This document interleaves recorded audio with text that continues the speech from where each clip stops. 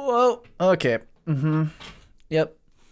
You know, when you sit at a desk all day like I do, I mean, I do shoot things every once in a while, but the reality of my life at this point is that I spend a lot of time at this computer, and that's why it's a standing desk. Sometimes I'm standing, sometimes I'm sitting. A lot of the times I'm sitting. So that's why I have this Herman Miller chair. But I don't know if you guys tell me if you have any fancy chairs like this. I invested the money so that my back wouldn't kill, and I still don't know what I'm doing with it. So yeah. But welcome to Cinematography Database Show. My name, is Matt Workman, and today we're going to break down the cinematography of Straight Outta Compton. Really, really fun movie. Oh my god, this movie, it was a lot of fun. It was shot by DP Matt Libatique, Brooklyn native, I think. I feel like a lot of my crew in New York say that they've either worked with him or they've seen him walking around Brooklyn. That's cool. I would fanboy out probably. And Matt's work, Matt Libatique's work is, I know him from not Life of Pi, just Pi. It's been a while. It's a black and white movie with Darren Aronofsky. I think that they met each other at AFI, like a lot of the people I've interviewed in the past. A lot of AFI power duos coming out. Darren and Matt met at AFI. And then they did, a whole bunch of other cool movies after that. Like I think the latest is Black Swan, right? Really interesting movies, I would say that. Just really cool stuff. And this movie, fun story behind is that I read this on the ICG magazine website, is that, Matt Libatique got the wind of this project, I think by watching something on TV. Someone announced it. And it turned out that the director and he, F. Gary Gray, are on the same agency. And I don't know what agency that is. I would guess that because they rep above the line like directors, it's probably something like William Morris Endeavor, I would guess, is where they're both signed. Not positive. I'd have to look it up. And we're going to talk a little bit more about agents at the end of this video. So let's get right into it. The cinematography of Straight Outta Compton. I didn't make an intro yet. I'm sorry. I didn't make an intro. But I will soon. I'm going to make one soon.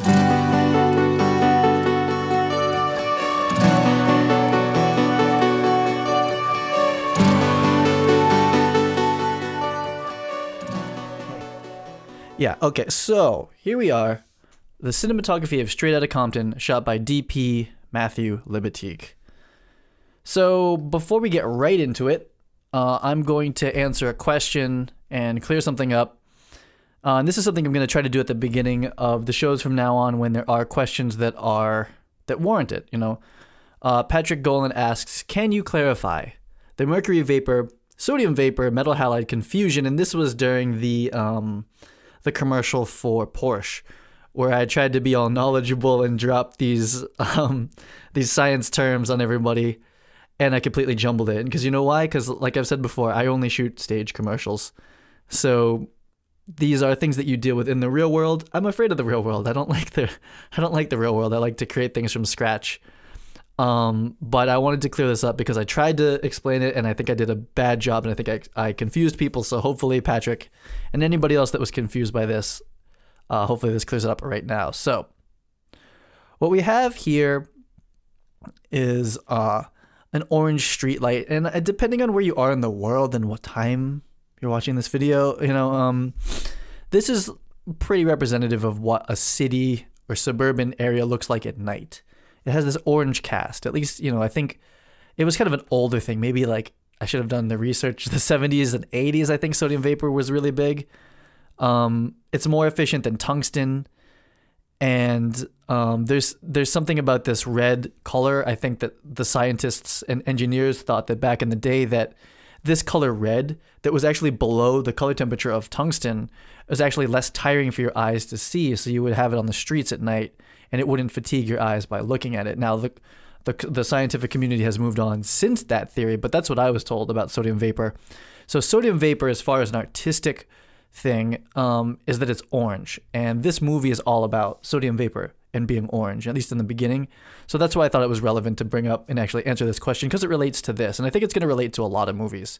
So as we're approaching lighting cities, nights, sodium vapor is that orange, kind of like retro look, honestly. Like it's not really like that anymore. It's been replaced with stuff more like this, which is blue. And this is mercury vapor. And I get these two mixed up like crazy. It's like sodium vapor, it doesn't mean anything to me. Mercury vapor, also doesn't mean anything to me, other than mercury vapor is blue, sodium vapor is orange. And I'm trying to think of a way to remember this, like sodium. I have no associations with the word sodium. I feel like my sodium's high or something. Like I have to take like Pepsid AC for sodium. I'm not sure. Mercury is a planet. So space, I could probably remember that. Mercury, it's like the planet one. It's blue because it's like space. That's all I got for you. But however you guys remember it, because I'm going to always forget it. You can keep reminding me, is that mercury vapor is blue and sodium vapor is orange. And it's kind of interesting because New York City has gone through a similar thing where I think a lot of the lights were this orange for a while, this sodium vapor look. Actually, I know they were because we have special sodium vapor boxes we use on set that you kind of hang under streetlights because they make basically more powerful streetlights. We don't really have to do that anymore with the high sensitivity cameras, but we used to have to boost that light level because it wasn't enough. Now it's like too much light. But New York City went through this transition where we're going from all sodium vapor to all LED, which is going to be daylight as well, similar to this mercury vapor look. That's important moving into this because Matt Libatique, I'm not going to talk about the lighting a ton, but he talks about how he basically didn't use a key light and he wasn't going for this beauty thing. He was going for realistic. He wanted it to feel real and authentic to the time. And so he lets a lot of sodium vapor just hit people in the face, and it's not a great thing as far as beauty. It feels real. It feels really raw. It feels really cool. But yeah. What I'll say as I'm leaving this slide is that this movie is about Dr. Dre and kind of how he came up.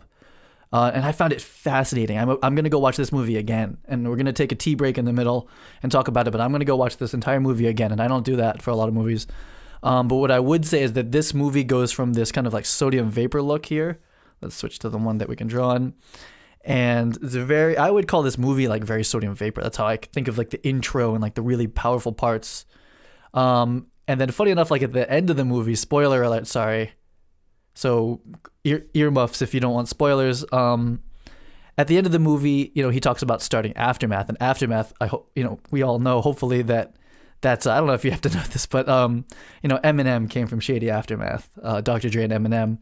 And so the movie to go watch right after this is, of course, 8 Mile, about Eminem and how he came up. So right after this movie where Dre starts his own thing, go check out 8 Mile right after. Another really kind of fun movie. I like music movies, man. I came from music videos. I like them. And it was shot by Rodrigo Prieto, 8 Mile. And 8 Mile is all about this. All about this blue. 8 Mile is just like all blue night exteriors, mercury vapor in Detroit. Hey, man, I guess Compton was sodium vapor and Detroit is mercury vapor. That was a lot of talk for this slide. Okay, here we are. Here's our slate, straight out of Compton. I don't know what that font is. That font's like typewriter font or something. We have director F. Gary Gray, big music video director, done a bunch of movies as well, and Matt Libatique, ASC. We talked about him a little bit already. Cool people. But this was shot in the Red Dragon, and there's not a lot to talk about here, but I guess there is. So we have shooting 6K, and we'll talk about the lenses in a second, but right here, clearly a spherical capture, full aperture of the Dragon 6K, but with a mask here. They're gonna crop out this top and bottom for 240 delivery, low red code compression, and this stuff is all depends on the scene. But moving next, again, this is a lot of this info is from the ICG article, which I should probably link to, but go check it out. ICGmag600.com or something like that. You'll find it. There's not a lot of quality websites about cinematography. They talked about how Matt shot with, let's write it out now, low-mo. Oh, no. We're going to have to undo. Forget that happened. Kawa, my bad. These are Kawa anamorphics, and I think Kawa are Japanese anamorphic lenses, and they're 2x anamorphic lenses. We're not going to get fully into a breakdown of what anamorphic means and kind of what it looks like. That everyone's so into it that you guys probably know already, but I'll do something a little bit more put together on that. But just know, Kawa anamorphics. He talks about kind of like dirtying it up and making like the digital image a little bit more real. A lot of DPs talk about that. Kawas and flaring it. A lot of flares in this movie. A lot of flares when like the flow happens, when they start like really getting into the music. And it's also used kind of like as a transition technique in the movie. So Kawas flare great. And then, the majority of the movie likely they talk about was shot with Zeiss super speeds. Oh, nope, that's where my image is down there. Zeiss Super speeds. T13 flare really nicely. I saw a headline recently on Facebook that people are like stripping the coats off of the front and backs. That's cool. Even more flare. And if that's what's going to get the lenses off of the rental floor, then, all the power to you to kind of like ruin your, lenses. And I'm not sure I want people stripping coats off of my super speeds. So like I said, I'm not going to talk about the lighting like a super ton in this one, because Matt talks about how he just kept it natural. And there's a lot of natural light. And there's something to be said about that, but it's not something that I really want to get into right now. What I am going to do is basically break down the camera movement. So this video is going to be like a master class on the different ways of moving the camera, the different tools you need to move the camera, and then looking at some of the shots and maybe like why you would use those things. And that he basically touches on like everything, like literally everything. I've not used all the toys that he's played with on this movie, and we'll break down. It's kind of a fun thing to go through and do that. I think I'm having fun doing it. So let's start with the basic. The basic is just handheld. So here's Matt Libatique. Here's his operator. I know all their names. I need like a little place to keep references so I can be like a cheat sheet. Maybe I'll set up my iPad next time so I can nail those references seamlessly, but not this time. Matt Libatique over here operating. He's got a shoulder pad on, and the other operator, you'll look that they're both grabbing the matte box / the rails. I think Matt might have handles, but this is like the most raw way of going handled with a camera, and it feels raw. Okay. I had a big Facebook discussion debate with a bunch of operators and DPs, like, what's the realest way of moving the camera? And it doesn't really make sense to even approach it like that. But when you hold it raw like this, just on your shoulder and with your hands, there's all this like off-axis stuff happening, and you feel the steps, and that's part of it. And in this scene, it's kind of a violent contention point where the police are kind of harassing NWA, and the camera work supports that. It's this really raw, rough feel, and they kind of go with that. And it's just a shoulder pad and grabbing the matte box, or maybe like a little bit of a rail. The next thing, we'll look at handled here. Here's Matt handled again. And I want to call it down here. This is called a Cinesaddle. And it's basically just a big pillow that you put in your lap or between your arms. And I've used it, or you put it under your shoulder. There's a mini one. I used to own one. I think I got stolen on a commercial once, or I lost it. And it's just a big pillow, but with a strap. And it's really rough. It's not going to break. You can get wet. It's an expensive pillow.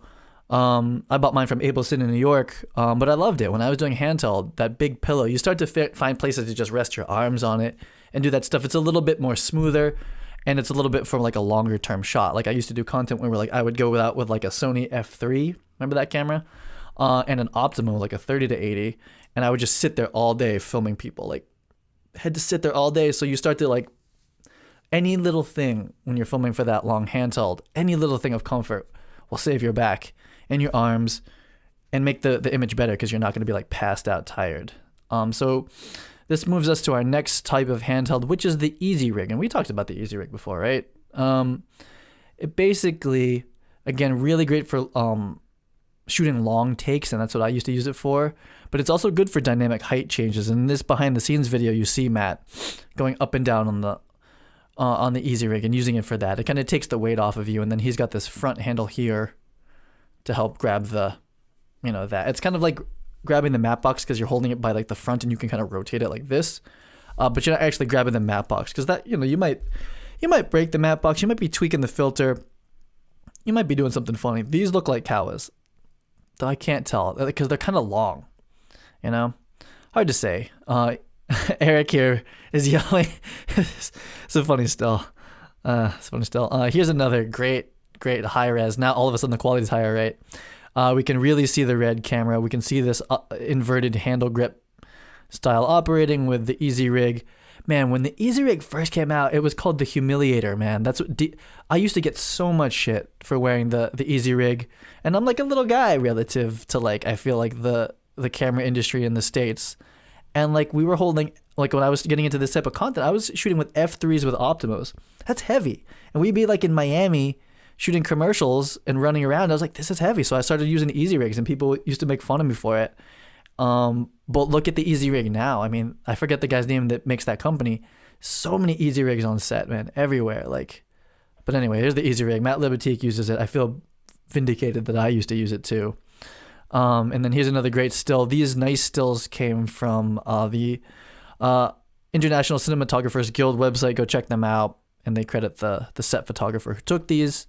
Again, that kind of like cool operating style. A little bit better for long takes. You can get lower angles. We could dig into some of the lighting in the scene, but I'm going to try to not get onto that. And we're going to try to stick with the camera movement. So kind of moving up the food chain as far as like camera movement. We're going to get into a lot of gimbal stuff. I mean, I think if you guys watched or followed anything about this movie, there's a lot of gimbal work in it, like really cool gimbal work. The whole movie is kind of based on using gimbals, I think, as far as like the technique, and Matt kind of admits to that. This is a really intense scene, and they're using Steadicam, clearly. And what I would say as I move on to this next slide is that what I've noticed for myself, having worked with Steadicam and gimbals, and then I see out in the world more and more combinations of both. Like he could have used a movie for this, but why do you use a Steadicam instead? For me, the Steadicam, what I've noticed, is about shooting faces. When you're shooting people's faces, like medium close-ups and close-ups, the Steadicam is perhaps a better tool. You can get higher up to people a little bit easier, and it's a little bit more stable. That doesn't make a lot of sense, but like to me, it's a little bit more like you don't feel the steps of the operator as much of their arms. So when you're concentrating on faces where like little changes like that would be really distracting, I think Steadicam is the way to go. And the time that you go for the Movi is when you're shooting wide shots. I think that's where Movi really, or any gimbal, really shines. Really wide shots where you need to do interesting moves. And we're going to be looking at some interesting moves right now. So we're going to do this breakdown. We're going to do this first move, and then we're going to take a break. We're going to just, I know these videos get long. We're going to take a breather. So, but I'm going to start off with this really cool one. So here's a behind the scenes that I'm going to show you step by step what's going on. So we have our Movi operator here, and we have Eric who just ran through the scene. And I think a dog's like where the camera's supposed to be. He's like, oh, and he's like running. So, we see him run, and the Movi operator follows him. We see Eric starts to like run up onto the roof, and he's climbing the roof. And then we see I think the combo team for this set, and if you're on like a union movie, it's kind of like the A operator / Steadicam operator, and the key grip also kind of gets in on the action. So we see a handoff. So he's passing the Movi up onto the roof. Now it's on the roof. That's cool, right? And so I think their key grip hands it off to another operator, and we keep following him. So that's a cool use of the Movi. I mean, that's kind of like in the advertising, and I think when a lot of people start to like wrap their heads around like, why do I use this tool? That's why. I mean, that's really unique, and that's like a really, really cool way of moving the camera. Something you really can't do almost any other way. You couldn't really do that with a Steadicam because you got through that little space. So I'm gonna leave you here at this this frame. This is what we're gonna break down next, but we're gonna take a little tea break, right? Little tea break. So everyone just take a break here. I have my tea. You guys let me know if this is obnoxious or not. But sometimes I feel like I'm making more mistakes, and just gotta chill it out. So real talk, I watched this movie last night in bed with my wife, and she fell asleep in the middle of it, so we're gonna go watch it again because she's interested in how it ended. But we got 2 kids. It's been a long day, but I wanted to get this movie in so I could do the breakdown today. And it's just such an interesting movie, and I liken this to That Thing You Do with Tom Hanks, 8 Mile, Hustle and Flow, just the music industry and the movie industry. It's just like, I love that. It's really cool, Maybe that's something I want to. I don't know. I probably doing movies is a long-term battle. It's such a long game to get into them, and then even when you like make it, it's still just like quite a project. And what I've learned from Matt Libatique and DPs over and over again is like it never gets easier. It's always this terrific battle and journey, and some people live for that, other people don't. But yeah, I was watching this movie with my wife last night, and she works in the music industry. If you go check out her website, which is dianalevine.com, she shot every relevant musician in the last, I would say the last 5 years to 5 years back from that. we were in New York and she was shooting every musician there was, and she's been on tour with like New Kids on the Block when they came back, and she's been in like, you know, Miami, Vegas, LA, like traveled everywhere to shoot these musicians. She's been to the Super Bowl with will.i.am. So she knows this life, and it's so interesting to see a movie about it. And I lived this a little bit early part of my career. Actually, the scenes that are in the booth where they're filming them performing, I've shot so many music videos in recording booths like that. I was like, all the studios in New York City I've shot 50 Cent and Ludacris, all those guys in those booths. And the lighting for that, it just really reminded me of that. And I kind of forget about this phase of my career where I was working on this kind of project, you know, the hip hop and like the new artists. And it was kind of wild and crazy, even for me as a DP. It's like I didn't really know the rules. I wasn't in the industry at the time. I was just shooting stuff and got lucky enough to work for some directors with some big artists. And this movie is just is a cool throwback, you know. Okay, well, here we are. Sorry for the gross drinking sounds. Yeah, tea break. Tea break over. Okay, game on. We're going to keep going. So this is cool. So we have there's two parts that are cool here. You're looking at this, you're like, oh, I kind of get it. Well, just wait. So we have the movie here, and we have them holding this speedo with this clamp on it. This clamp is interesting. I think this is a thing now that you can buy, and I'll show you what it is in a second. So they're both walking with the movie, so you get that. And this is like that iconic follow behind NWA as they go to their first show, I think. So we see that we're following all four of them. It takes two guys. How many grips does it take to carry a movie? Two. And they're walking. And I think what's going to happen here is I think they end up going over a car with it or something. So it's like, why is there like this big space underneath? Or no, maybe they don't. They're just actually walking with it. But you can see this guy. Who's this guy? He's kind of sneaking up. He looks like he's going to come steal the camera. And he kind of does. So it gets a little obscured. Does it not show it? No. Oh, I think they went over a car, right? So there's this T-bone. They go over something or over people or something like that. So kind of a techno crane move where you're going over objects that you normally couldn't. And then the operator comes in and he actually grabs the camera off of this rig, and there's this latch that releases it. So it goes from this like kind of cool techno crane shot floating over stuff to a handoff again where the operator grabs it and then walks off up the stairs. So really cool. It's like a techno crane into a Steadicam shot. And again, it's not about faces. It's kind of a wide shot. Really good stuff for gimbals. That's how I think about it. I might be wrong. I know a lot of professional gimbal operators are at this point, but that's where I start to see it as a DP, where like I have to kind of make that decision.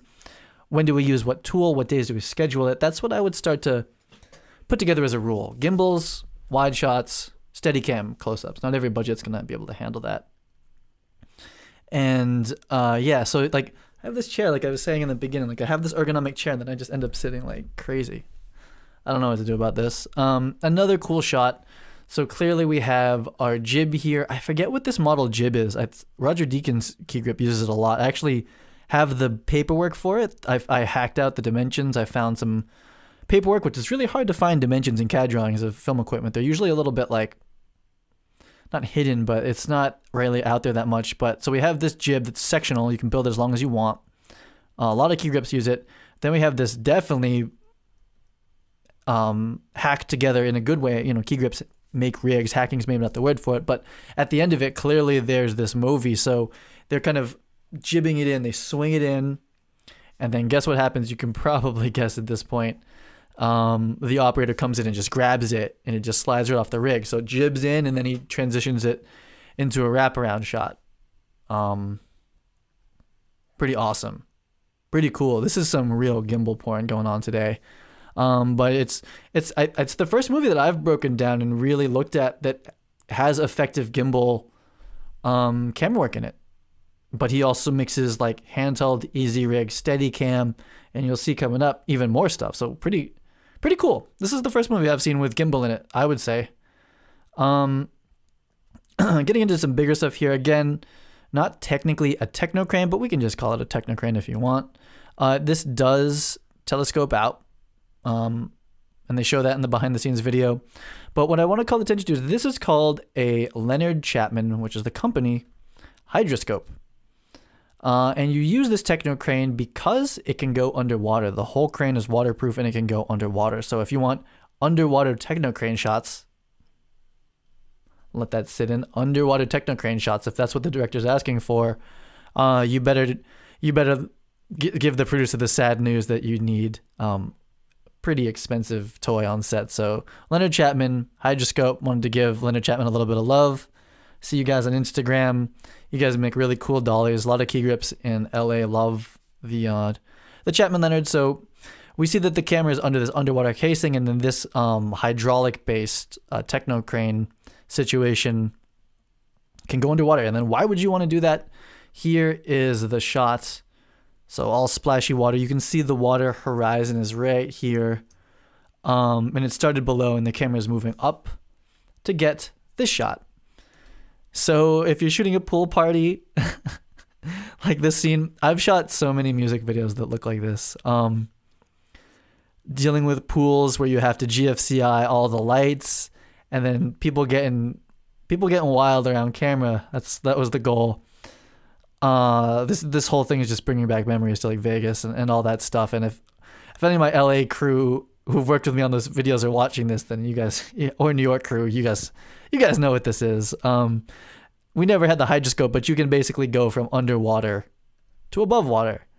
And there's really no other way of doing that like effectively and quickly. And then this shot comes from out of the water and then telescopes all the way into up here. I don't know if that shot actually makes the video, but it's definitely in the trailer. As far as getting some like, sex appeal into the trailer, this was definitely from that. That's where I took this still from, was the trailer. I don't remember seeing this scene in the movie. Maybe it's like a quick montage, but I don't remember this whole shot doing that. So this brings us to our last shot of this whole movie that I'm going to break down today, and this is called a spider cam. And this is becoming more relevant, and as we move on to like productions these days, I would say I'm starting to understand why you use this sort of thing more and more. And this kind of replaces a drone because it's a lot more repeatable. It's a lot safer, I would say, when you're getting this close to people. But this is called a spider cam, and I might be spelling this wrong. I think it's like this. That's a D. Spider cam.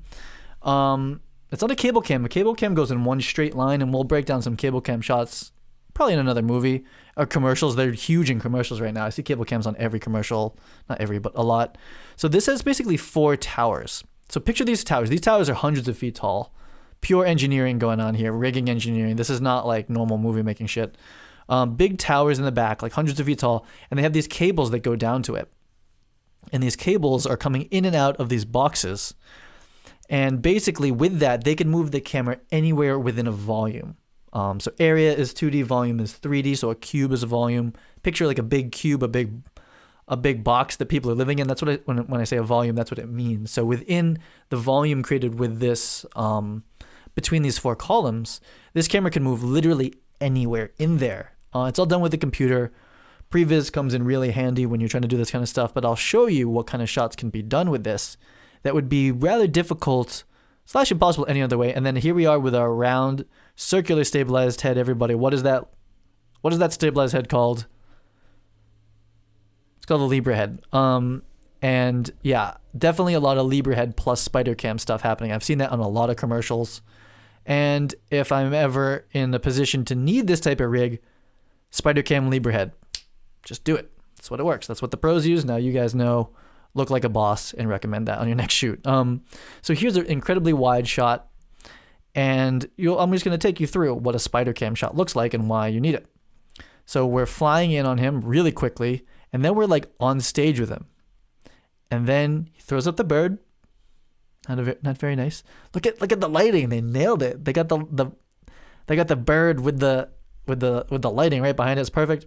So we're going behind him. So this came from like way back, like a super wide shot, flew in, went behind his head. This thing is probably like right behind him. So this is where it would be scary to use a drone, because drones have helicopter blades and they have wind, and there's things going on that you don't necessarily want. The spider cam does that. It goes back around him. And then I don't have the rest of the shot here, but then it flies all the way back out to a wide shot. That is a spider cam shot. That's why you need it. The stabilized head, you can operate without actually being on there, of course. And I think you can program it. I've heard that this is motion control. You can do passes, but I think with wind and gravity, there's no way that you could align plates from it, but you can at least do a similar move. So you can program in this move and just do take after take after take and not have to hit these really fast, pretty incredible remote head operated moves. I think that would be incredibly difficult to do. That's a spider cam.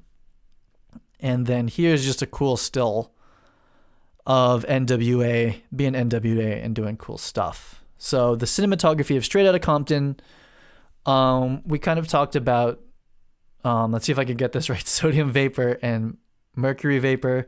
It's still hard for me. And then we talked about handheld EasyRig Steadicam, Movi, Hydroscope, Spider Cam.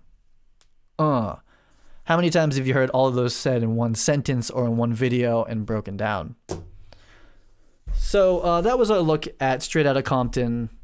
I love this movie, man. It's so cool. I love seeing it. I want to see the sequel where Dr. Dre does start Aftermath and how he finds 50 Cent and Eminem in the same style. I would love to see F. Gary Gray and Matt Libatique just make another one of these. I think it's really cool.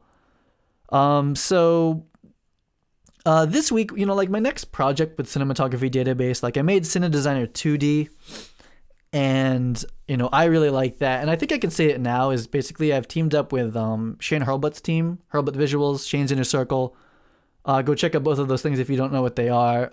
Shane's team is going to start to use it for their lighting diagrams and different things. So that's an exciting collaboration. And it's I'm starting to use it for my jobs too when I'm going to do just 2D. But I do 3D Cine Design. And I'm building a Cinema 4D plugin that's basically next level. It's previs and techviz, if you know what that is, for DPs and directors. So you have 3D models of cameras and the cranes and the jibs and the dollies. So if you wonder why I know so much about this equipment, it's because I've built it all in 3D and it actually moves the way that it does in the real world. You can look through those, you can build real camera moves, and then you can also light on top of that. So that's what I'm building in the background. I've been building it for a while.